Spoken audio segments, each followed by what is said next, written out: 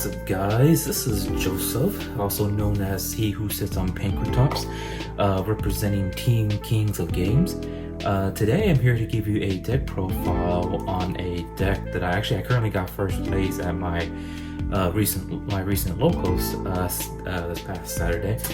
But yeah, so I haven't played in I think 2-3 months, and I decided to get back into the game just because at first I want to hang out with friends there, but I decided that I don't want to be there and do nothing. Might as well go in and play.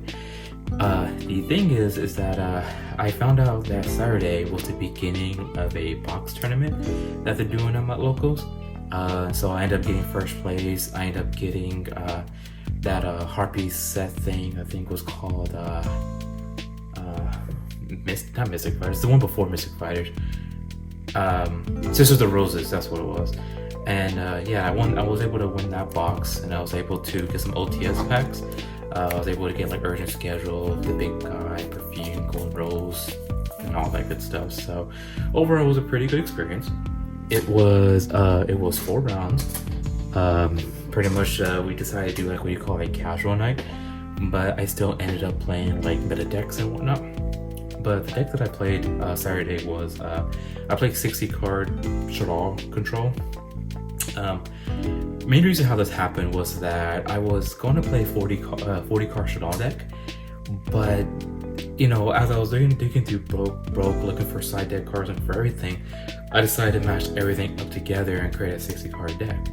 Because I know back a few years ago, you had SHADDOLL, you had some weird, back in when Burning Mist SHADDOLLs and Telenites was a thing. SHADDOLLs and Burning Mist were always the best 2 decks at the time.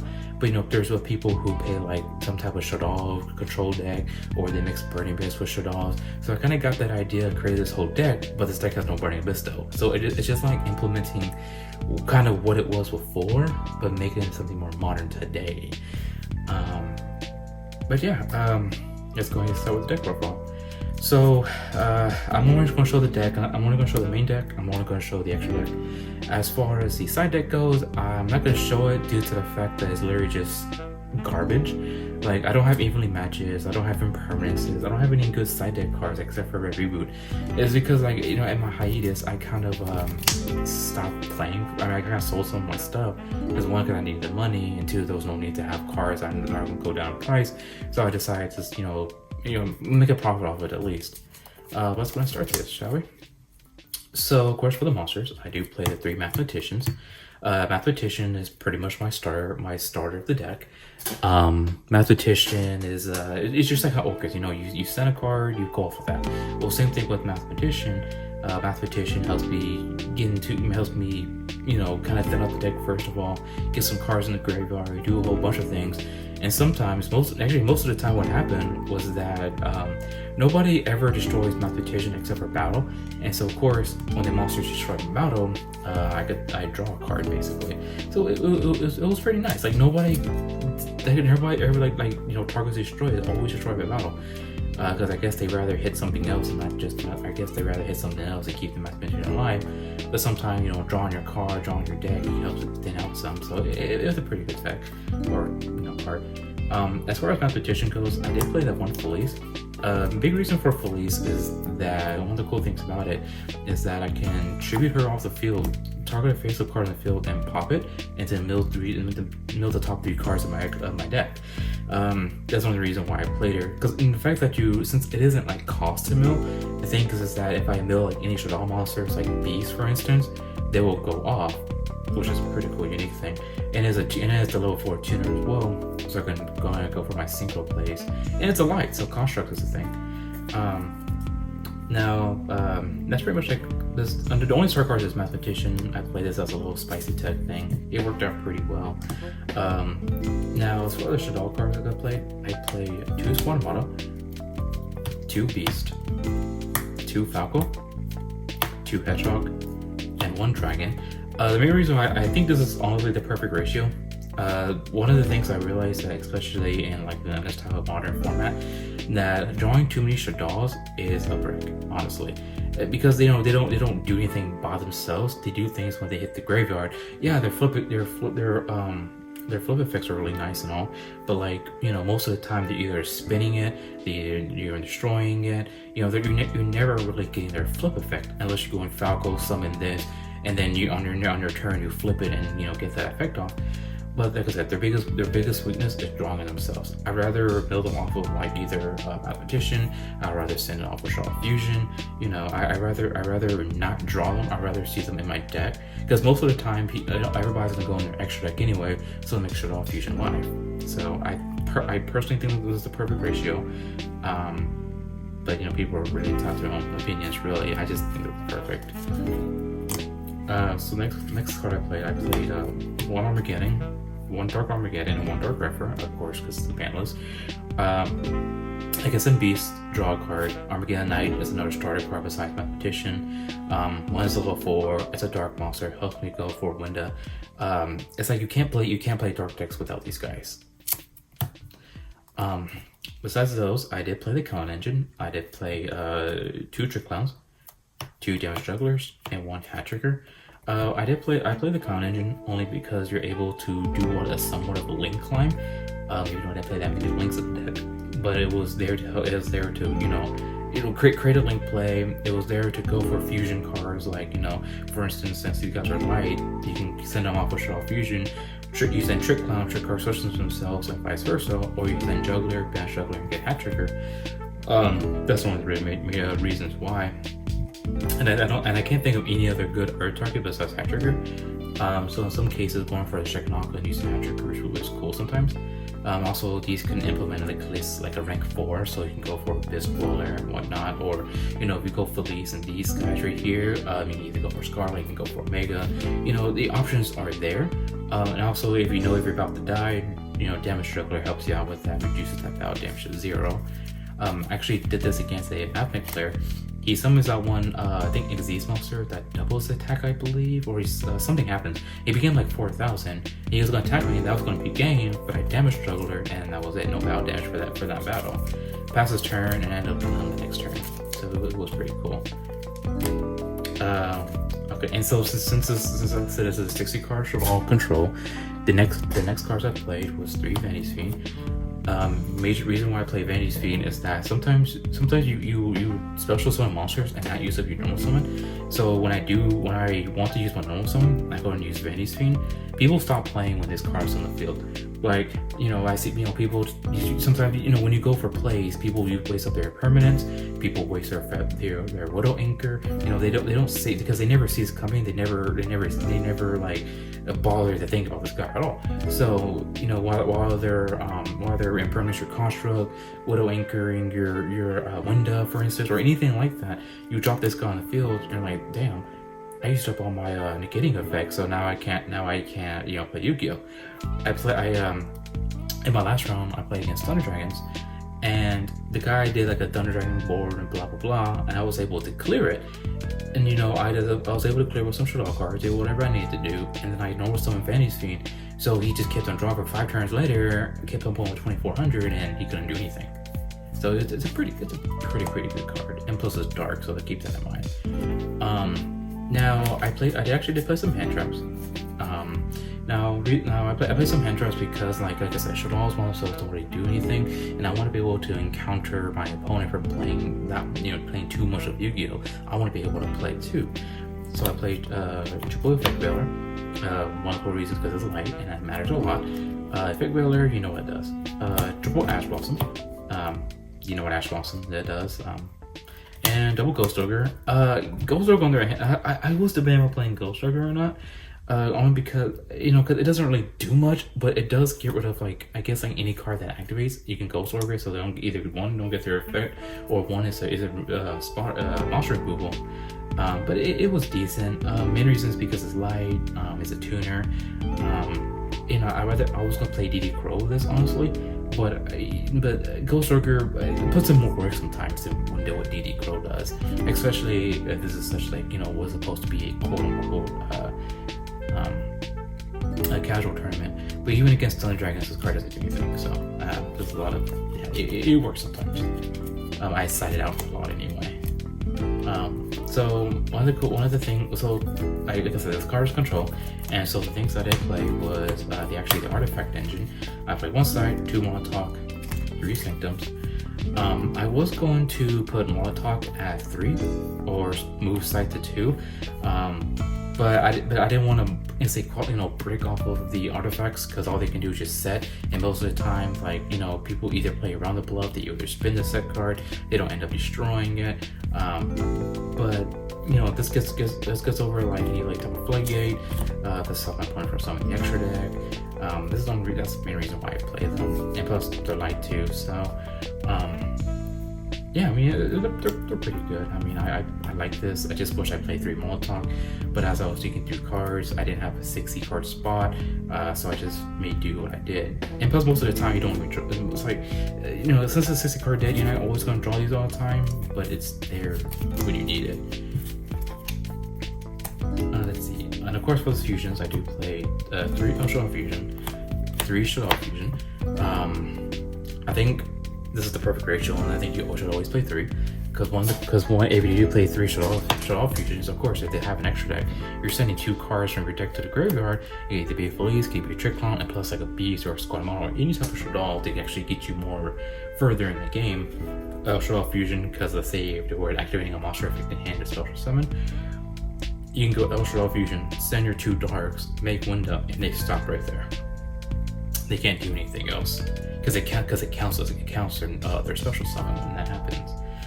And the cool thing about it too is that let's say you're in a battle phase and you attack, you go SHADDOLL fusion, summon another fusion monster, and keep poking for damage. It has OTK potential, especially if you're sending another fusion monster. You can get these 2 back, do it again, and then save your SHADDOLL fusion for the next turn. So it's pretty cool. I do like that a lot, honestly. Let's see, draw power goes. I did play 3 alerts. Now the 3 alerts, since I play a lot of dark monsters, alert does come in clutch. I was gonna play the Hall Desires next to alert, but I think I couldn't find my Desires, and and I was kind of iffy about it too, because yeah, I can banish 10 of my cards, but since I play like a low SHADDOLL count, and since I don't really play that many, let's say stun cards or whatever you call it, I didn't want to risk the chance of like banishing those, honestly. Positive is a good card. I recommend playing that, but as far as this goes, I think this is perfect enough.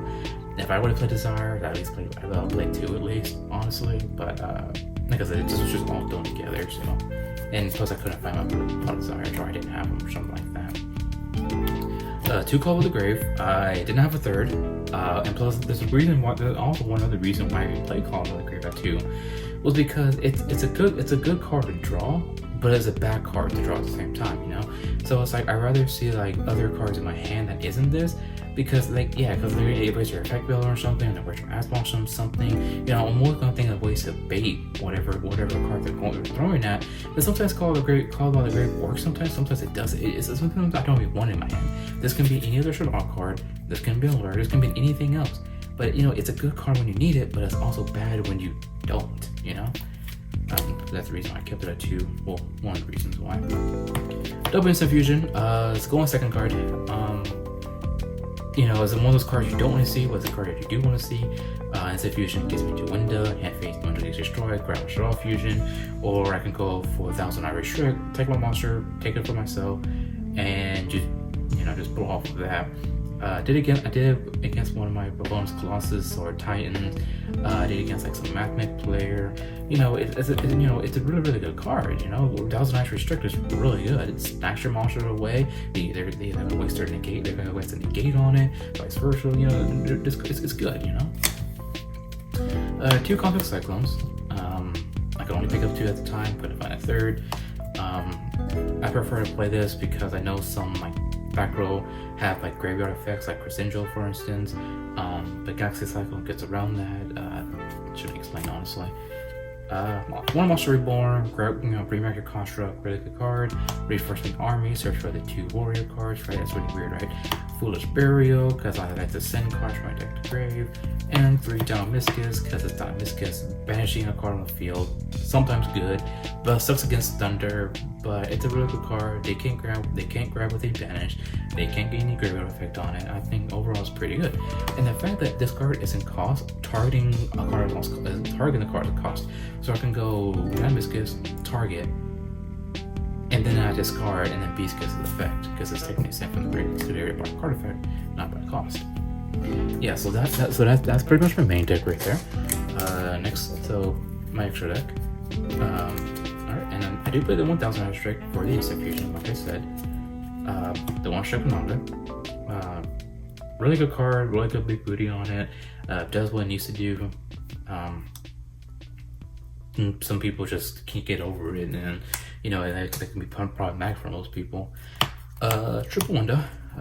3 windows, I think is correct, honestly. If you're playing, especially if you're playing Shaddolls, because you can either because sitting on window is really good against your opponent. Because one, if they throw a special summon, they stop there. A lot of decks this format special summon a lot, so if you're able to get window on the board, they usually just have to play a slow game while you're sitting on window and doing everything else. Yeah, the next card that I played was 3 El Shaddol Constructs. Reason why I played 3 El Shaddol Constructs was because it's a Shaddol deck, and so you have to play Constructs at 3, so why not utilize that? The fact that I can attack him with special summon monster because he's really good, and I can do the whole classic Falco bring back Construct type thing, so it's pretty nice.